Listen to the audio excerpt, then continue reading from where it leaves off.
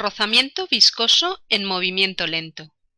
Una pequeña esfera de masa m 2 gramos se suelta desde el reposo en la superficie de un recipiente lleno de aceite.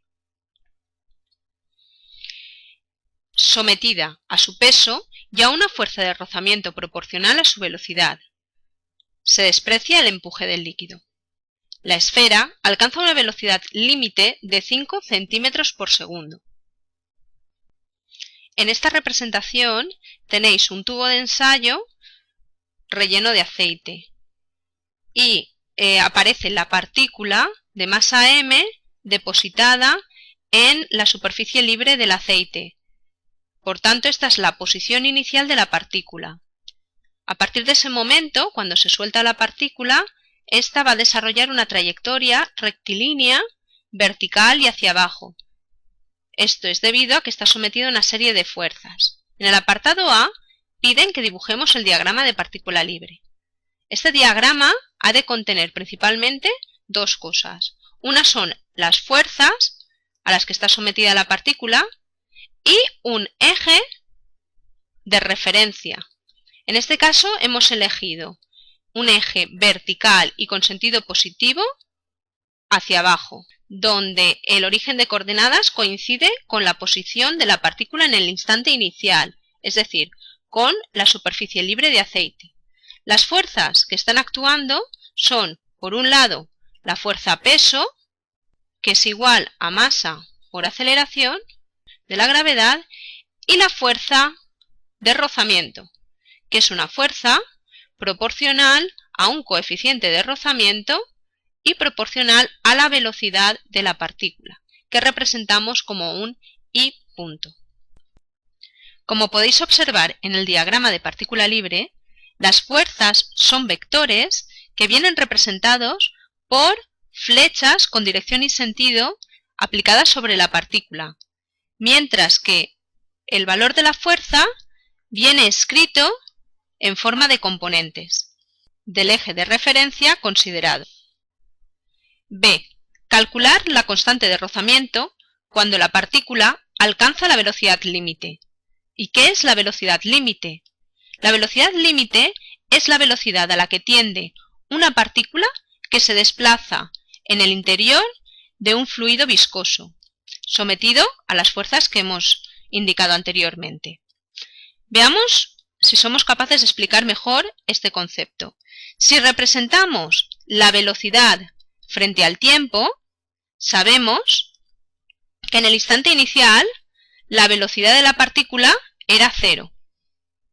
Y conforme se va desplazando, va incrementando su velocidad.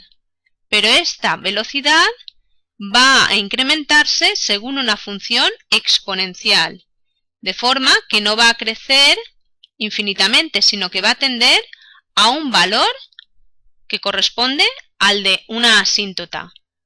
Y este valor coincide con lo que se denomina la velocidad límite. Esta velocidad es una velocidad constante.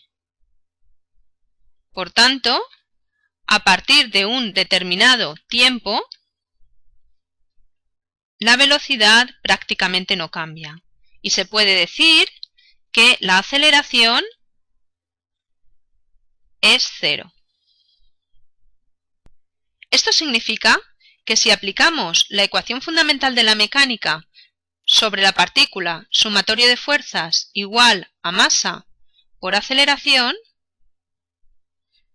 sobre el eje de las Is tendremos fuerzas positivas, masa por aceleración de la gravedad, menos la fuerza de rozamiento, que es coeficiente de rozamiento por velocidad, en este caso la velocidad límite, como nos están indicando, igual a masa por, en este instante, a partir de este instante, aceleración 0. De donde se puede deducir el valor del coeficiente b como el producto de m por g y partido por la velocidad límite. De ahí calcularíais la solución. C. Calcular la constante de tiempo. que es el tiempo en que la partícula alcanza el 63% de su velocidad límite. Si lo señaláramos sobre el diagrama anterior, si de aquí a aquí tenemos 100, que sería la velocidad límite, pues el 63% estaría pues por encima de la mitad, vendría algo así, por aquí. Pues bien, el tiempo que nos están preguntando sería este, el tiempo en que se alcanza el 63% de su velocidad máxima. Si lo expresamos en tanto por 1, el cociente de la velocidad para el tiempo en que se cumple el 63% de la velocidad máxima dividido por la velocidad límite tendrá que ser igual a 0,63.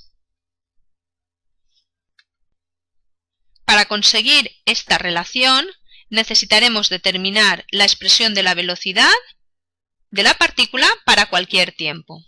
Y esto lo conseguimos aplicando de nuevo la ecuación fundamental de la mecánica, que es fuerza igual a masa por aceleración. La ecuación será la siguiente.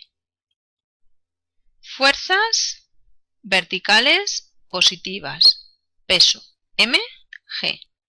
Fuerzas verticales negativas, las que van contrarias al eje positivo de referencia, B por I punto. Y esto será igual a masa por aceleración. Si tenemos en cuenta que la aceleración es igual a la derivada parcial de la velocidad respecto del tiempo, e igualamos estos dos términos, obtenemos la siguiente ecuación. Si separamos variables, para resolver esta ecuación es necesario aplicar integrales.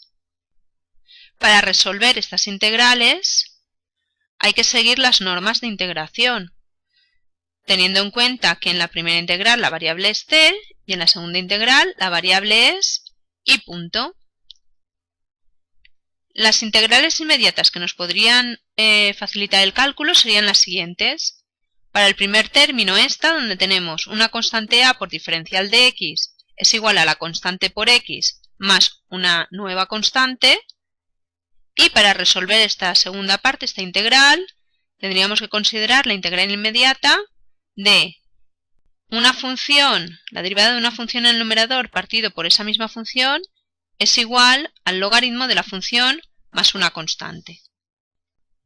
Arreglando la ecuación de forma que quede clara la aplicación de las integrales inmediatas, tenemos esta expresión de aquí, cuyo resultado nos da la siguiente ecuación, donde aparecen constantes de integración b y c, que podrían ser agrupadas en una única constante de integración k, resultado de la diferencia de b menos c.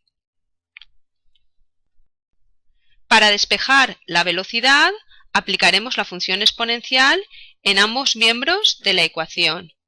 Y la constante k la sacaremos como una nueva constante que llamaremos constante k'. Esta constante se podrá resolver aplicando las condiciones iniciales, que son, para tiempo 0, el valor de la velocidad es conocido, puesto que la partícula se dejaba en la superficie libre del aceite en reposo. Por tanto, su velocidad era 0. En este caso, la constante k resulta ser igual a la masa por g. A partir de esta ecuación, y siendo conocida la constante de integración, somos capaces de resolver el valor de la velocidad. Y con este valor de velocidad, junto con otras dos ecuaciones, esta y esta, vosotros seréis capaces de resolver el valor de la constante de tiempo.